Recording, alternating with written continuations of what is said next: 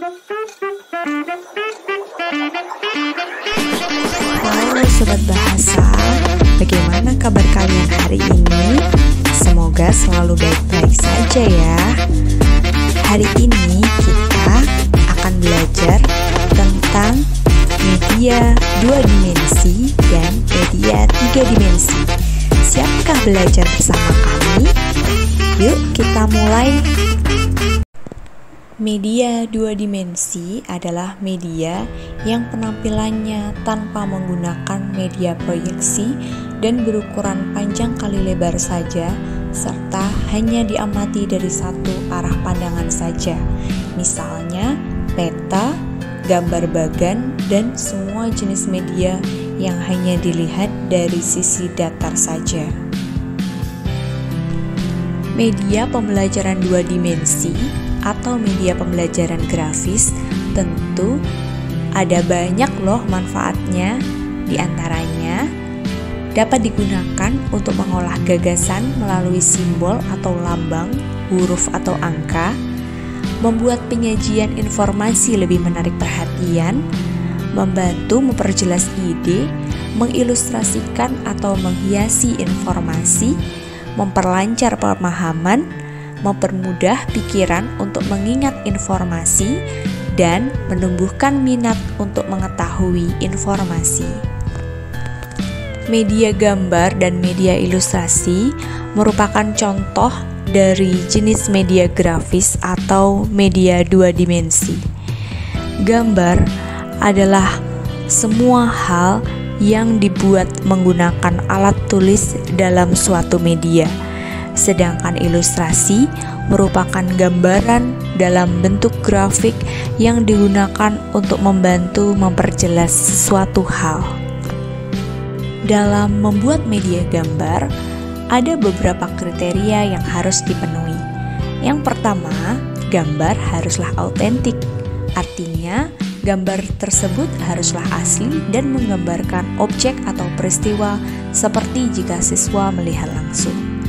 Yang kedua, gambar haruslah dibuat sederhana dengan menunjukkan dengan jelas bagian-bagian pokok dari gambar tersebut. Gambar harus dibuat dengan sederhana, dengan mempunyai nilai estetis dan nilai kepraktisan. Jangan sampai siswa menjadi bingung dan tidak tertarik pada gambar. Yang ketiga, ukuran gambar haruslah proporsional sehingga siswa mudah membayangkan ukuran sesungguhnya pada benda atau objek yang ada di gambar. Yang keempat, memadukan antara keindahan dengan kesesuaiannya untuk mencapai tujuan pembelajaran. Yang kelima, gambar yang dipilih haruslah mengandung pesan. Jenis media 2 dimensi lainnya yang bisa digunakan dalam pembelajaran diantaranya sketsa, diagram, bagan, grafik, poster, kartun, komik, dan lain-lain. Media 3 dimensi adalah media yang penampilannya tanpa menggunakan media proyeksi dan mempunyai ukuran panjang, lebar, dan tinggi atau tebal, serta dapat diamati dari arah pandang mana saja, misalnya meja, kursi, mobil, rumah, gunung, dan sebagainya. Media pembelajaran 3 dimensi yang bisa digunakan di dalam pembelajaran di kelas yaitu model padat, model penampang, model susun, model kerja, diorama, boneka tangan, boneka tali, boneka tongkat, dan sebagainya. Sudah siapkah menuju sesi berikutnya? Yuk kita simak materi berikutnya, yaitu membuat rancangan media. Halo Sobat Bahasa, pada sesi ini kita akan belajar untuk mengetahui atau merancang media pembelajaran yang menarik. Nah, ada beragam model yang bisa digunakan untuk mengembangkan media. Salah satunya adalah model Asur. Sesuai dengan namanya, model Asur ini ada 6 tahapan. Tahapan yang pertama pertama yaitu tahap analisis. Nah, pada tahap analisis ini seorang guru atau pengembang media melakukan analisis peserta didik terkait karakteristik dan juga gaya belajar peserta didik.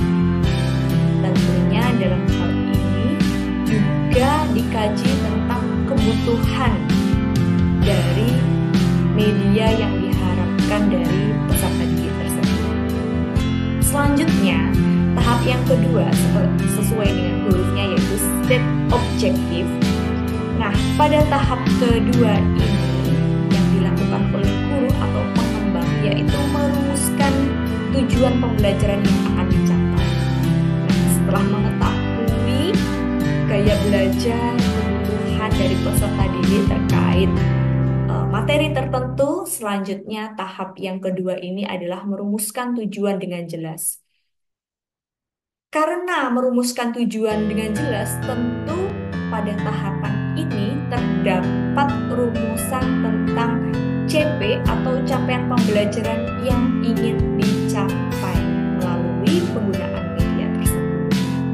Nah, selanjutnya tahap yang ketiga yaitu selecting instructional methods, media, and materials. Nah, pada tahap ini seorang guru atau pengembang media memilih metode, media, dan juga materi yang digunakan untuk mengembangkan media. Banyak sekali materi, banyak sekali tema, banyak sekali metode, model yang menarik, dan bahkan jenis media juga. Maka seorang pengembang perlu untuk menentukan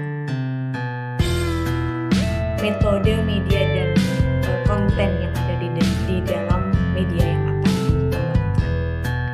Nah, selanjutnya tahap yang keempat yaitu utilize media and materials. Pada tahapan ini, seorang guru atau pengembang media memilih rencana pelaksanaan pembelajaran yang mencakup media, materi, aktivitas, dan evaluasi pembelajaran. Tentu saja pada tahapan ini juga dilakukan pengembangan dari media tersebut. Nah, selanjutnya pada tahap kelima yaitu require learner participation. Pada tahap kelima ini yang dilakukan oleh guru atau pengembang yaitu adalah sebisa mungkin membuat peserta didik terlibat secara aktif dalam pembelajaran. Nah, tentu ini sudah dilakukan uji coba dan bagaimana caranya supaya mereka bisa aktif menggunakan media yang sudah dikembangkan. Kemudian tahap yang terakhir sesuai huruf yang terakhir dari model Assure ini adalah evaluation and revision. Nah, pada tahap ini guru atau pengembang melakukan evaluasi dan revisi terhadap pelaksanaan pembelajaran berdasarkan kriteria dan tujuan yang telah ditetapkan.